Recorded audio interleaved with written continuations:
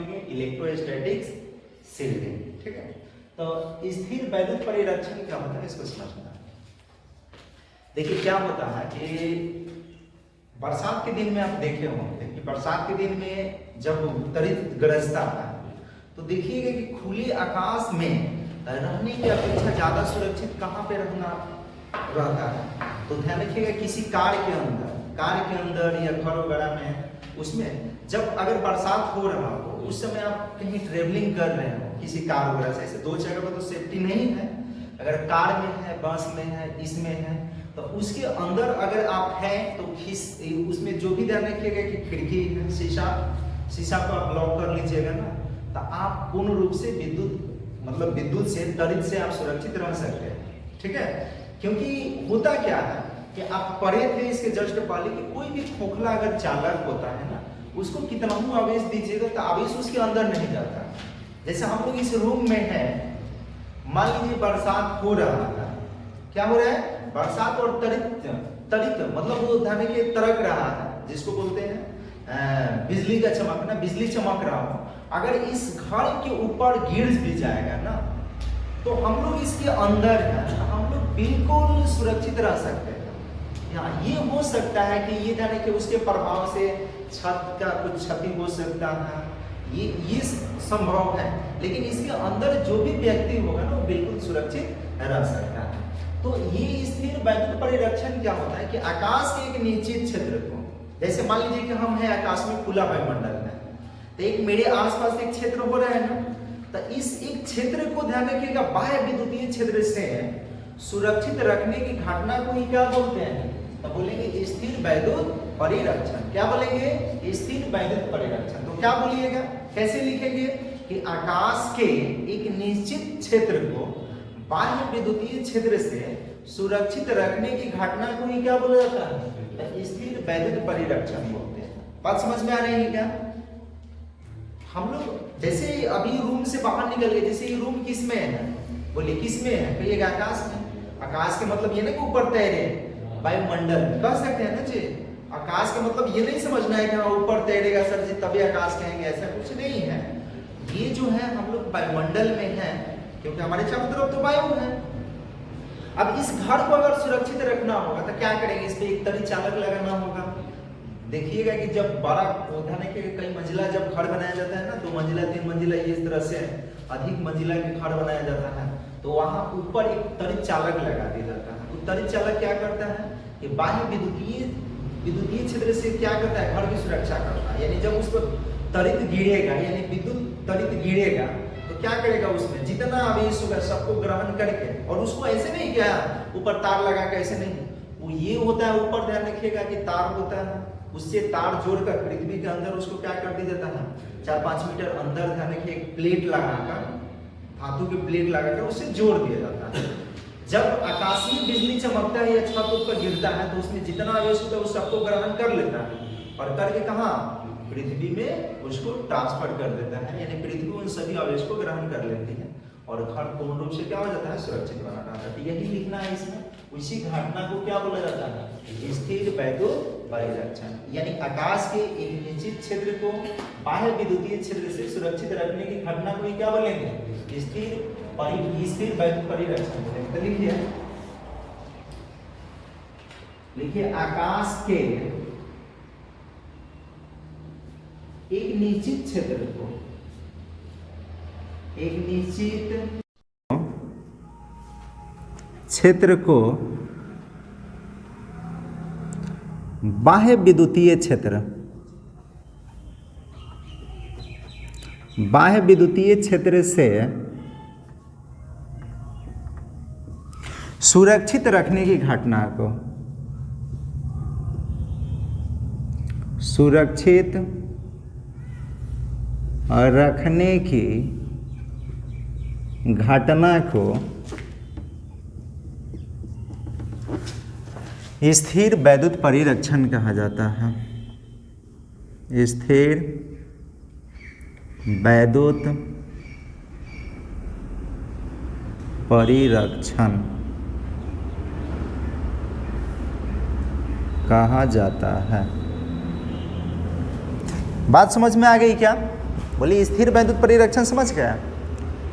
यानी किसी, अब ये एक निश्चित ध्यान रखिएगा क्षेत्र क्यों लिखा गया है, ऐसे नहीं कि घर पे आप लगा दिए परिचालक और पूरा ब्रह्मांड को ही वो कवर कर लेंगे, पूरा गांव को ही कवर कर लेगा, ऐसा होगा क्या? नहीं होगा। एक निश्चित क्षेत्र को ही ध्यान रखिएगा, वो क्या करेगा? कवर करेगा। ठीक है, जैसे आप कार में हैं तो कार में जो भी व्यक्ति होता है एक उतना ही निश्चित क्षेत्र को ही ध्यान रखिए कार में कवर करेगा, उसके अंदर जो व्यक्ति होंगे वही सुरक्षित रह सकते हैं, बाहर वाले तो सुरक्षित रहेगा नहीं। तो इसी कारण बोला गया है कि ये आकाश के एक निश्चित क्षेत्र को बाह्य विद्युतीय क्षेत्र से सुरक्षित रखने की घटना को ही क्या बोला जाता है? वैद्युत परिरक्षण, स्थिर वैद्युत परिरक्षण। और ये आपकी के ध्यान रखिएगा, आपकी की फाइनल परीक्षा में ये आया हुआ प्रश्न है, आपकी जो 2024 में एग्जाम हुआ है ना, उसमें ये ध्यान रखिएगा आया है। ठीक, दूसरा हम लोग पढ़ेंगे, अब हम लोग जानेंगे, ध्यान रखिएगा, पारा वैद्युत। पारा वैद्युत जिसको बोला जाएगा डाई इलेक्ट्रिक। पारा वैद्युत जो होता है ये क्या होता है, डाई इलेक्ट्रिक क्या होता है, समझिए। समझ में आ रहा है ना? देखिए परावैद्युत का मतलब क्या होता है। परावैद्युत, ऐसे तो परावैद्युत है कि अचालक पदार्थ होते हैं, आप पढ़े थे इसके पहले, चालक, अचालक, कुचालक। अचालक को कुचालक भी कहते हैं, चालक को सुचालक भी कहते हैं, अर्धचालक, ये अतिचालक, ये सब आप जानते हैं। ठीक है, अब ये आपको जानना है कि परावैद्युत क्या होते हैं, इसको समझिए।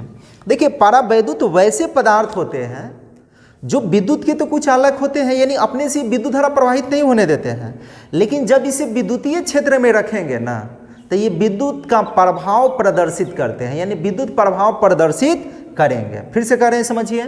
परावैद्युत क्या बोले हैं कि वैसे पदार्थ जो अपने से होकर विद्युत धारा का प्रवाह होने नहीं देते हैं, लेकिन जब इसे विद्युतीय क्षेत्र में रख देंगे तो ये विद्युत प्रभाव को प्रदर्शित करेंगे। विद्युत प्रभाव प्रदर्शित के मतलब क्या होगा कि ये मतलब थोड़ा सा उसका गुण दर्शाएंगे।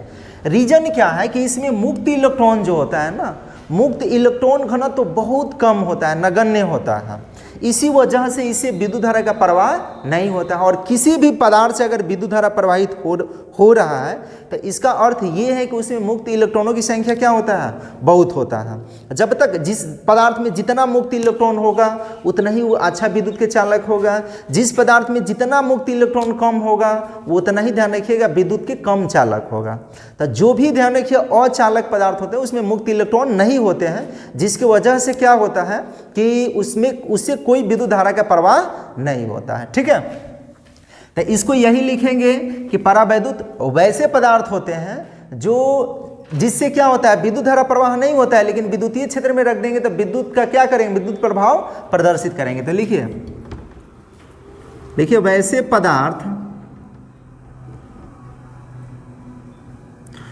पदार्थ जिससे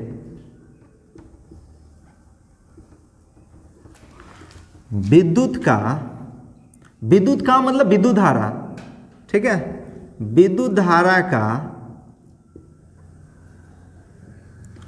प्रवाह नहीं किया जा सकता है, नहीं किया जा सकता है, परंतु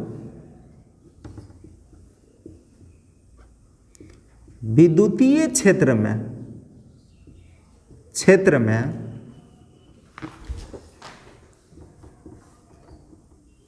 रखने पर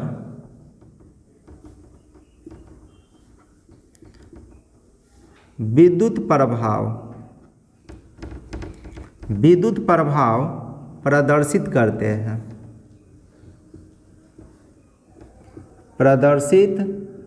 हैं। ठीक है, उसे परावैद्युत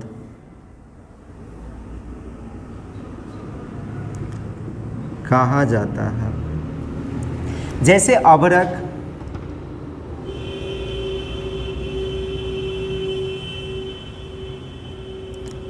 हो गया, कांच हो गया, अभ्रक हो गया, कांच हो गया, जल भी हो गया, HCl भी हो गया, ये सब ध्यान रखिएगा क्या है, तो इसको बोलेंगे परावैद्युत। ठीक है, अब परावैद्युत, अब आपको समझना है, थोड़ा सा समझते हैं, लिखिए मत, समझिए। देखिए आप लोग परमाणु स्ट्रक्चर के बारे में तो जरूर पढ़े होंगे, किसी भी कोई भी ध्यान रखिएगा पदार्थ होता है, आप पढ़े होंगे कि कोई भी पदार्थ होता है वो छोटे छोटे कणों से मिलकर बने होते हैं, जिन कणों को हम लोग अणु बोलते हैं। क्या बोलते हैं? अणु। ठीक है, क्या बोलेंगे? अणु। अब आप लोग ये भी पढ़े होंगे, ध्यान रखिएगा कि अगर कोई अणु है, कोई भी ध्यान रखिएगा अणु कहे या परमाणु कहे, अगर कोई परमाणु है तो उस परमाणु में एक क्या होता है, एक नाभिक होता है, केंद्र होता है। उस नाभिक में उसका जितना भी धन आवेश, जैसे कोई ऐसे पदार्थ हैं तो उसमें ध्यान रखिएगा जितना पॉजिटिव यानी धन आवेश होता है उतना ही ऋण आवेश होता है। धन आवेश का काम क्या है कि किसी परमाणु के अंदर उसके नाभिक में फिक्स होता है और उसके चारों तरफ कौन रहता है, तो इलेक्ट्रॉन। क्या रहता है? इलेक्ट्रॉन। यानी प्रोटॉन जो होता है, ध्यान रखिए धनावेशित कण जो होता है परमाणु के नाभिक में होता है और ऋणावेशित कण उसके चारों तरफ, ध्यान रखिएगा क्या होता है, चारों तरफ वितरित रहता है। जैसे ये नाभिक हो गया, यहाँ पे धन आवेश इसके नाभिक में ध्यान रखिएगा हो गया और इसके चारों तरफ इलेक्ट्रॉन क्या होगा, इलेक्ट्रॉन ध्यान रखिएगा वितरित रहता है। इतना तो बात समझ रहे हैं। अब ये इलेक्ट्रॉन वितरित, जितना प्रोटॉन होता है मतलब जितना धनावेशित कण होता है उतना ही ऋणावेशित कण होता है, जिसकी वजह से ये एक दूसरे के विद्युतीय प्रभाव को नष्ट कर देते हैं और ये विद्युत उदासीन बने रहते हैं। ठीक है, विद्युत उदासीन बने रहते हैं। अच्छा, तो अब आप ये जान गए, मोटे तौर पर ध्यान रखिएगा कि हम ये जान गए कि किसी भी परमाणु यानी किसी भी अणु में दो, ध्यान रखिए, आवेश होता है, दो कण होता है, जिसको बोलेंगे एक धनावेश और एक क्या होता है, ऋणावेश। इसका मतलब कि उसका केंद्र भी दुगो होगा।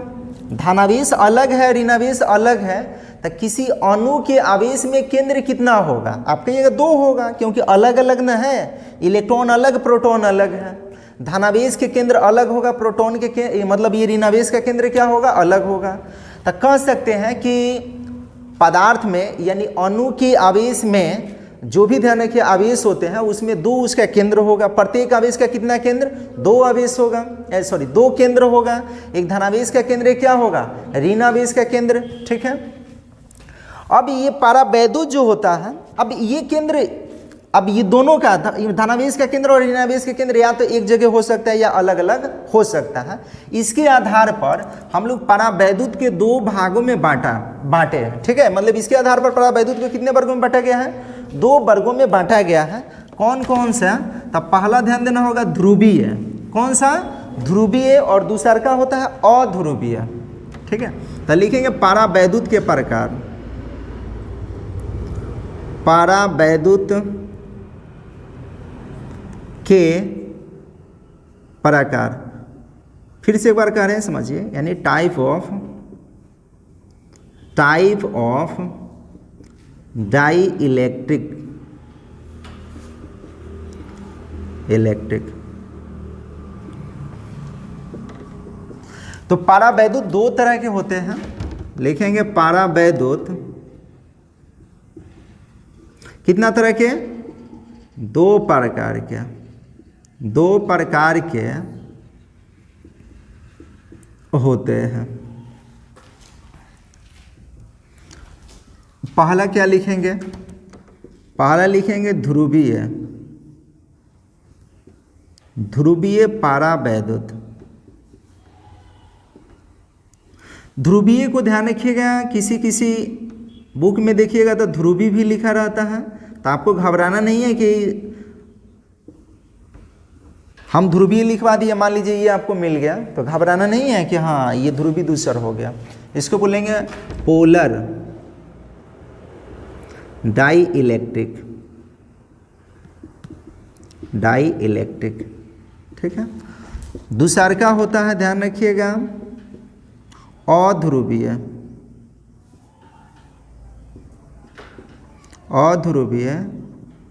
परावैद्युत या अध्रुवी भी बोलते हैं,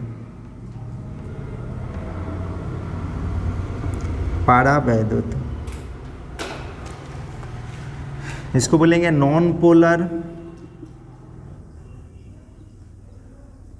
डाई इलेक्ट्रिक। इलेक्ट्रिक। ठीक है, अब हम लोग जानते हैं ध्रुवीय और ये जो होता है ध्रुवीय परावैद्युत और अध्रुवीय परावैद्युत क्या होते हैं। ठीक है, पहले इतना नोट कर लीजिए।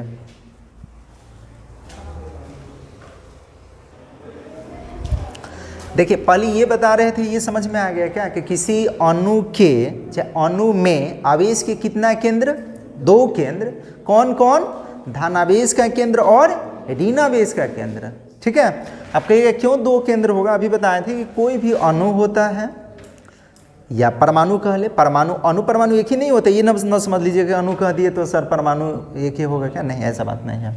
परमाणु के नाभिक में उसका धन आवेश होता है और ऋण आवेश क्या होता है, उसके चारों तरफ वितरित रहता है। तो कह सकते हैं ना कि धन आवेश अलग है, ऋण आवेश अलग है, तो दोनों का अलग अलग केंद्र होना चाहिए। तो इसी कारण से ध्यान रखिएगा कि किसी भी अणु में आवेश के 2 केंद्र होते हैं, एक धनावेश के केंद्र और एक क्या, ऋणावेश का केंद्र। इसको लिखवा नहीं रहे हैं, आपको याद रखना होगा कि अगर पूछे कि किसी अणु में आवेश के कितने केंद्र होते हैं तो क्या बोलना है, 2 केंद्र। कौन कौन? धनावेश के केंद्र और ऋणावेश का केंद्र। याद रहेगा ना? अच्छा ठीक है, तो इसी के आधार पर ध्यान रखिएगा कि धनावेश और ऋणावेश के केंद्र के आधार पर ही परावैद्युत को कितने वर्ग में बांटा गया है, 2 वर्ग में बांटा गया है, एक ध्रुवीय और एक क्या, अध्रुवीय। और एक बहुत इंपॉर्टेंट यहाँ सवाल पूछेगा, परावैद्युत का ध्रुवन। ठीक है, परावैद्युत का ध्रुवन ही बहुत इंपॉर्टेंट है। पहले तो परावैद्युत भी याद रखना है, इसको मिटा रहे हैं। ठीक है, देखिए समझिए।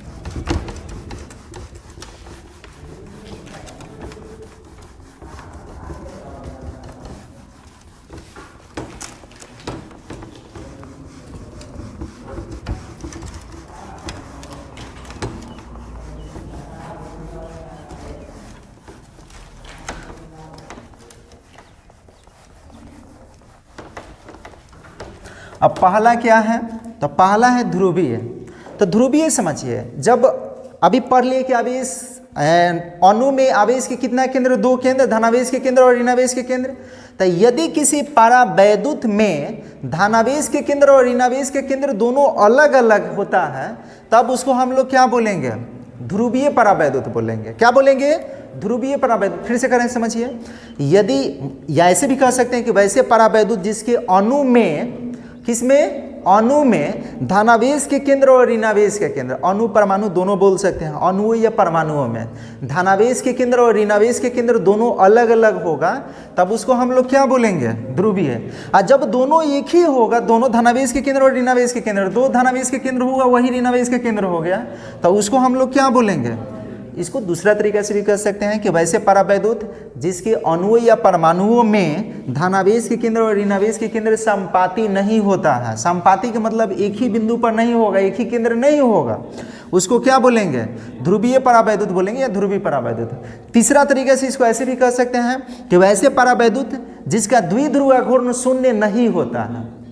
द्विध्रुव का निर्माण होगा, ध्यान रखिएगा, 2 अलग अलग, 2 समान परिमाण परंतु विपरीत प्रकृति के आवेश एक दूसरे से अलग होगा ना, तब इस व्यवस्था को हम लोग द्विध्रुव कहेंगे। क्या बोले हैं, जब 2 समान परिमाण परंतु विपरीत प्रकृति के, जैसे एक प्लस है तो दूसरा का क्या होना चाहिए, माइनस होना चाहिए, और दोनों अलग अलग होना चाहिए, तब उसको हम लोग क्या बोलेंगे, तब उसको बोलेंगे द्विध्रुव बोलेंगे। क्या बोलेंगे, तो इसमें यही होगा कि धनावेश का केंद्र अलग, ऋणावेश का केंद्र अलग, तो दोनों तो अलग अलग हो गया ना, तो अलग अलग हो गया, तो इस परिस्थिति में ये द्विध्रुव का निर्माण करेगा, यानी द्विध्रुव आघूर्ण शून्य नहीं होगा।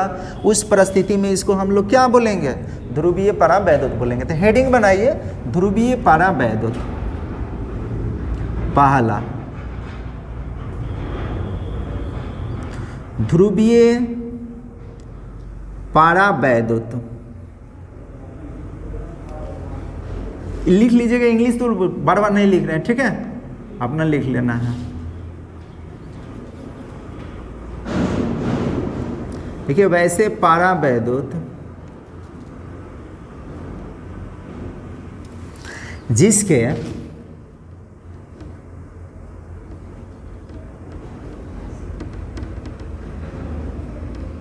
जिसके अणुओं या परमाणुओं, अणुओं या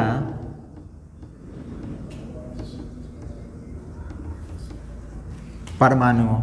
वैसे परावैद्युत जिसके अणुओं या परमाणुओं में धानावेश है, दिख रहा है क्या धानावेश? धानावेश ये एवं ऋणावेश का केंद्र, ऋणावेश का केंद्र क्या होता है? अलग अलग। केंद्र अलग अलग होता है, अलग अलग होता है। उसे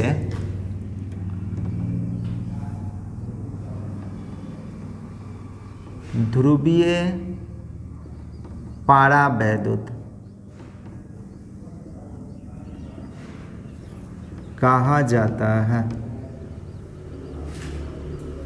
ध्रुवीय परावैद्युत कहा जाता है। ठीक है, देखिए परेशानी होता है थोड़ा सा, गर्मी में मुझे पसीना बहुत होता है।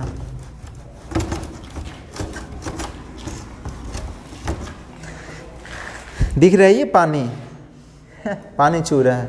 ठीक है, थोड़ा सा दिक्कत होता है।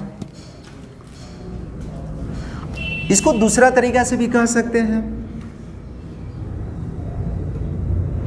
अथवा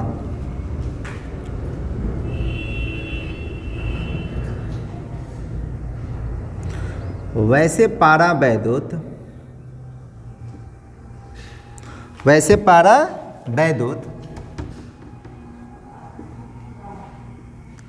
जिसका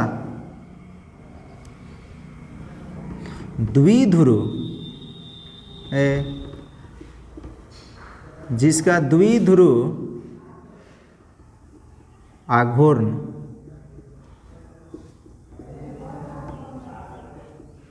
शून्य नहीं होता है। अब क्यों नहीं होता है अभी बता दिए, क्योंकि धनावेश के केंद्र और ऋणावेश के केंद्र जब अलग अलग होगा तो ये द्विध्रुव का निर्माण करेगा। एक ही नहीं होता, अलग अलग होता है, तो ये द्विध्रुव का निर्माण करता है, अलग अलग होता है। सॉरी, द्विध्रुव आघूर्ण शून्य नहीं होता है, उसे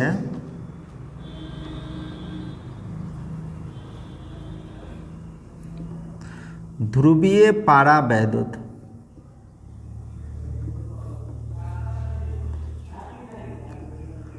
कहा जाता है। क्या दूसरा तरीके से और भी कह सकते हैं क्या? बिल्कुल कह सकते हैं जी, इसको और तरीका है।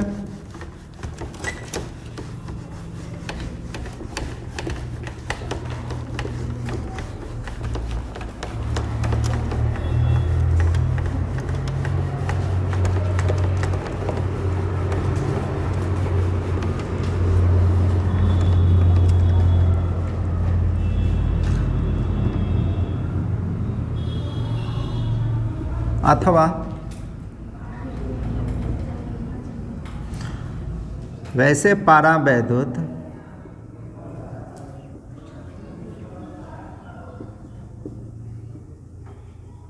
जिसके अणुओं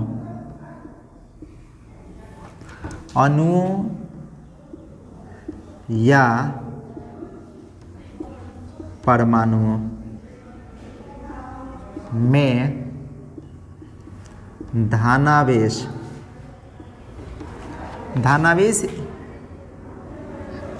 का केंद्र एवं ऋणावेश का केंद्र, ऋणावेश का केंद्र समानुपाती नहीं होता है, उसे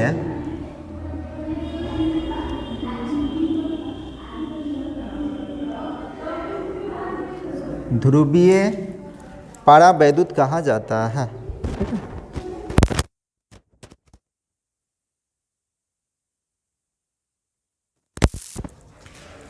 उसे ध्रुवीय परावैद्युत कहा जाता है। ठीक है,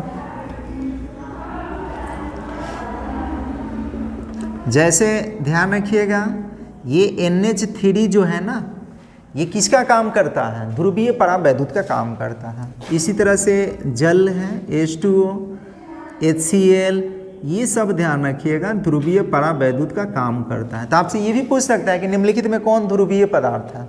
ध्रुवीय परावैद्युत है। तो ये NH3, H2O, HCl, ये सब ध्यान रखिएगा। H लगा रहता है अधिकांश में, अधिकांशतः इसमें H लगा रहता है। अच्छा, अब आपको ये ध्यान देना होगा कि इसमें सुनिए पहले लिखिए मत, इसमें होता क्या है कि धनावेश के केंद्र और ऋणावेश के केंद्र दोनों अलग अलग होता है। अगर जब इसको ध्यान रखिएगा कि हम लोग क्या करते हैं, जब इसको कोई विद्युतीय क्षेत्र में, बाह्य विद्युतीय क्षेत्र में अगर ये नहीं रहता है ना, तो इस परिस्थिति में इसका जितना भी केंद्र होता है, धनावेश के केंद्र, ऋणावेश के केंद्र, मतलब इसके कण जो होते हैं वो क्या होते हैं? बिखरे रहते हैं, संरेखित नहीं होते हैं। लेकिन जब इसे बाह्य विद्युतीय क्षेत्र में रख दिया जाता है तब इसके कण क्या हो जाते हैं? संरेखित होता है। ये संरेखित होने का एक निश्चित दिशा में संरेखित हो जाते हैं। जैसे यहाँ समझिएगा, जैसे ये कोई परमाणु है,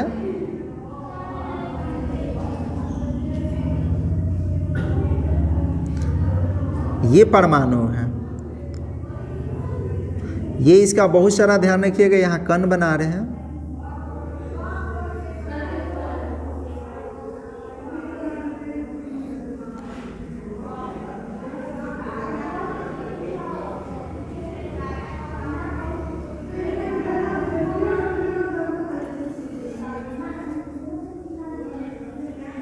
ये है, तो इसका यहाँ पर ध्यान रखिए, प्लस है, यहाँ पे क्या है?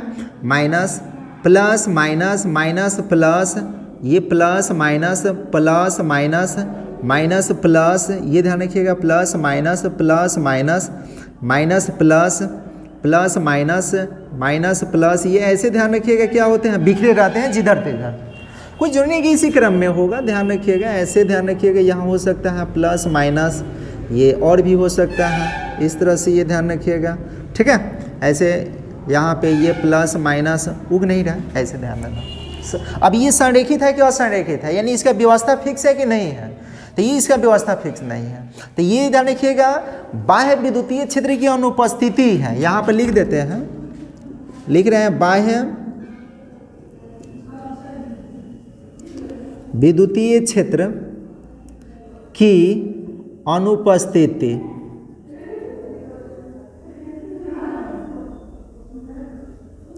अनुपस्थिति बाह्य विद्युतीय क्षेत्र की अनुपस्थिति है। जब इसको विद्युतीय क्षेत्र की उपस्थिति में रख दिया जाएगा, जैसे विद्युतीय क्षेत्र, बाह्य विद्युतीय क्षेत्र की उपस्थिति में रख दीजिएगा, ये विद्युतीय क्षेत्र हो गया ऐसा,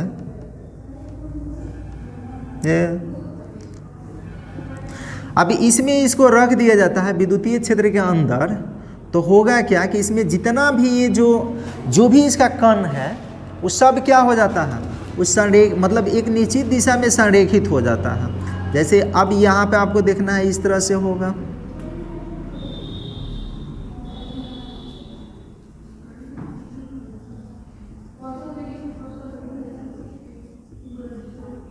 दिख रहा है।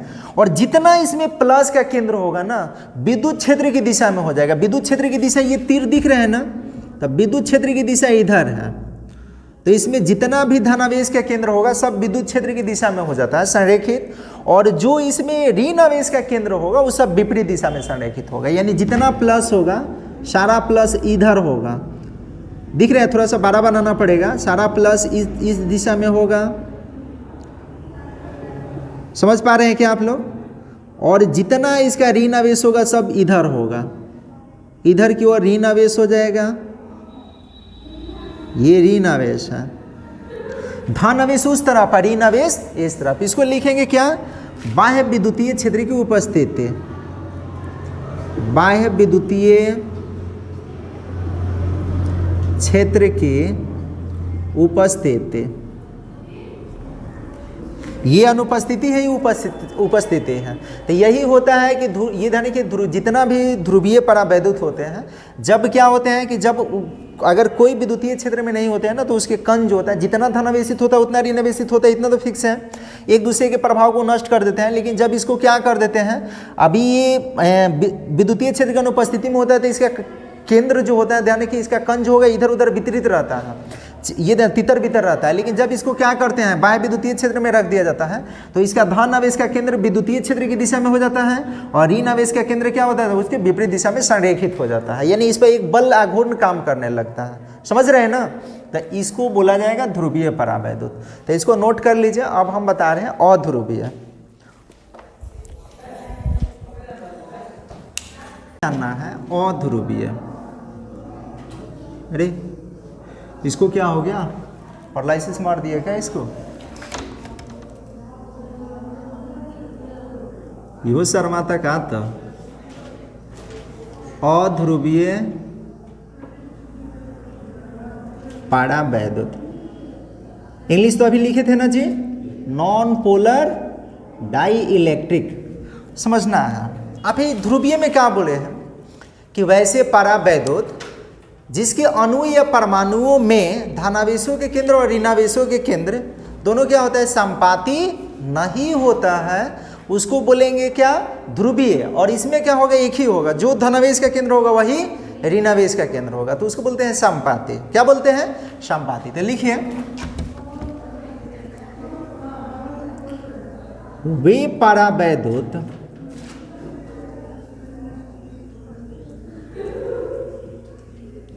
जिसके अणुओं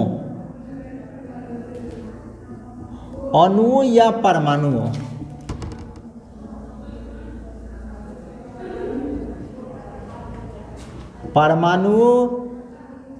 में धनावेशों के केंद्र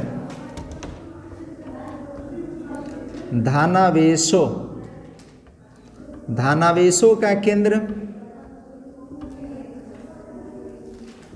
एवं ऋणावेशों का केंद्र,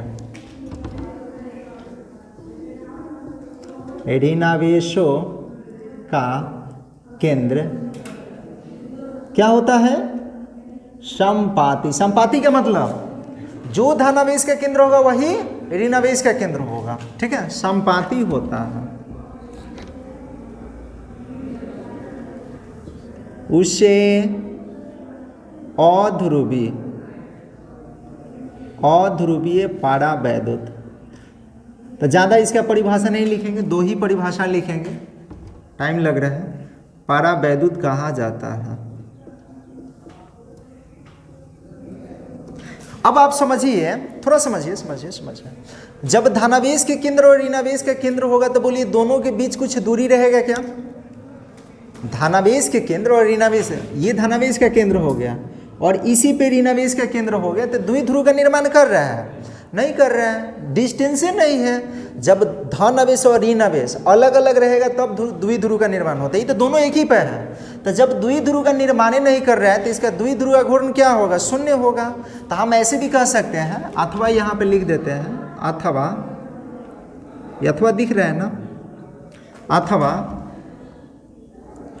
वे परावैद्युत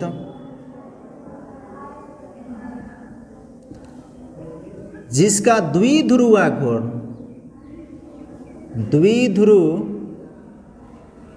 आघूर्ण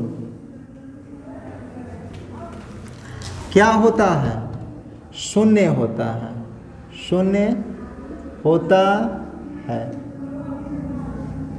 उसे अध्रुवीय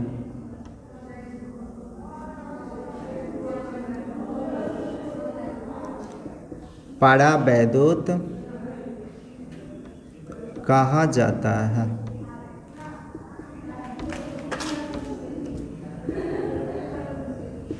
जैसे CO2, CCl4, इसका नाम जानते हैं ना, ये तो कार्बन डाइऑक्साइड, कार्बन टेट्राक्लोराइड इसको बोलेंगे। क्या बोलेंगे? कार्बन टेट्राक्लोराइड, ETC इत्यादि कर लीजिएगा, इत्यादि,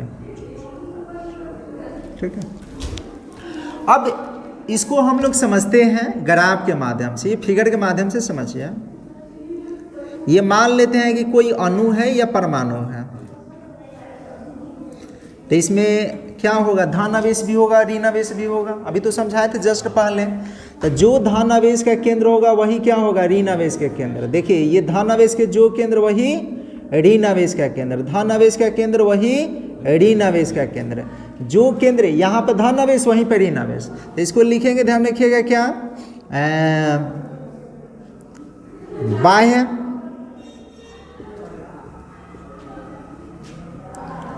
विद्युत क्षेत्र की उपस्थिति का अनुपस्थिति में कौन परावैद्युत है? अध्रुवीय परावैद्युत। अब इसी को विद्युतीय क्षेत्र की उपस्थिति में रख दीजिएगा तो यहाँ पे आपको ध्यान देना होगा, जैसे ये है अणु या परमाणु कह लें, तो जब इसे विद्युतीय क्षेत्र में रखा जाता है ना, तो सुनिए क्या होता है कि इसका धन आवेश का केंद्र विद्युतीय क्षेत्र की दिशा में है और ऋण आवेश के केंद्र विद्युतीय क्षेत्र की विपरीत दिशा में संरेखित हो जाता है। फिर से करें, इसमें ये एक कण है जहाँ पे धन आवेश के केंद्र और ऋण आवेश के केंद्र दोनों एक ही जगह हैं। यहाँ भी ध्यान रखिए, धन आवेश के केंद्र और ऋण आवेश के केंद्र दोनों। लेकिन जब इसको विद्युतीय क्षेत्र में रख दीजिएगा तो इसके धन आवेश के केंद्र क्या होगा? क्षेत्र की दिशा में, और ऋण आवेश के केंद्र जो होगा क्या होगा? क्षेत्र की विपरीत दिशा में। यानी दोनों अलग अलग हो जाएगा, अलग, उस पर बल घूर्ण काम करने लगता है। ठीक है, तो इसमें जितना भी कण है ये सब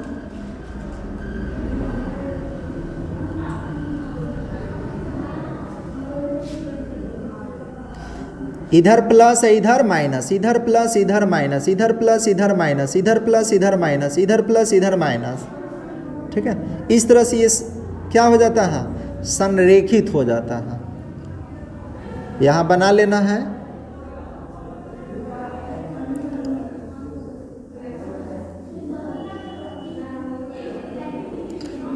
क्या लिखेंगे? विद्युत क्षेत्र की उपस्थिति, विद्युत क्षेत्र की उपस्थिति में अध्रुवीय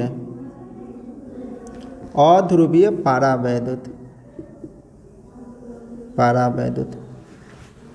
समझ गए होंगे। अब हम एक और बताएंगे आपको कि परावैद्युत का ध्रुवण, ये बहुत ही इंपॉर्टेंट है। परावैद्युत का ध्रुवण क्या होता है समझते हैं। देखिए, अभी आप पढ़े हैं कि जो अध्रुवीय पदार्थ होते हैं इसमें धनावेश के केंद्र और ऋणावेश के केंद्र क्या होता है? एक ही होता है। जो धनावेश के केंद्र वही क्या होता है? ऋणावेश के केंद्र। लेकिन जब इसको बाह्य विद्युतीय क्षेत्र में रख दिया गया तो बोलिए दोनों केंद्र अलग अलग हो गया कि नहीं हो गया? तो इसी घटना को यानी क्रिया को हम लोग परावैद्युत का ध्रुवण कहते हैं। क्या कहते हैं? परावैद्युत का ध्रुवण कहेंगे। यानी कैसे कहेंगे कि जब किसी अध्रुवीय परावैद्युत को किसी विद्युतीय क्षेत्र में रख दिया जाता है तब उसके धनावेश के केंद्र और ऋणावेश के केंद्र दोनों क्या होता है? अलग अलग हो जाता है। इस क्रिया को क्या बोलते हैं? परावैद्युत का ध्रुवण कहते हैं। ठीक है, तो इसको पहले लिखिए, उसको लिखवा देते हैं। एक लाइन का है, देखिए अब हम क्या बताने जा रहे हैं? परावैद्युत का ध्रुवण, पोलराइजेशन ऑफ ए डाइइलेक्ट्रिक। ठीक है, तभी तो समझाए थे ना कि जब किसी अध्रुवीय परावैद्युत को किसी विद्युतीय क्षेत्र की उपस्थिति में रख दिया जाता है तब बोलिए उसका धनावेश के केंद्र और ऋणावेश के केंद्र क्या होता है? अलग अलग। इस घटना को या क्रिया को क्या बोलेंगे? परावैद्युत का ध्रुवण कहेंगे। बात तो स्पष्ट हो रही है ना? अभी केंद्र दोनों के एक ही है, जब उसको विद्युतीय क्षेत्र की उपस्थिति में रख दिया गया तो दोनों केंद्र अलग अलग हो गया। तो इस क्रिया को हम लोग बोलेंगे परावैद्युत का ध्रुवण। ठीक है, सिंपल। लिखिए जब किसी अध्रुवीय परावैद्युत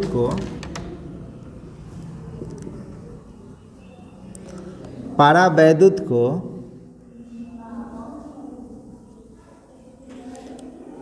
विद्युत क्षेत्र की उपस्थिति में रखा जाता है तब धनावेशों का केंद्र एवं ऋणावेशों का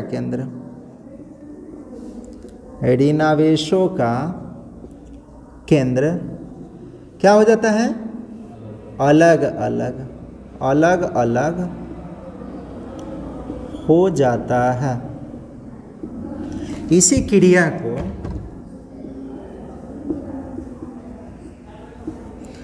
इसी क्रिया को पारावैद्युत का ध्रुवण कहा जाता है। ध्रुवण कहा जाता है। कोई परेशानी तो नहीं है, समझ में आ गया होगा, ठीक है। अब इसके यहाँ फिगर बना दिए, ये दिख ही रहा है, दोनों तो स्पष्ट है। तो इसको हम लोग बोलेंगे परावैद्युत का ध्रुवण। ये बहुत इंपॉर्टेंट है और पूछता है एग्जाम में, ठीक है, याद रखिएगा।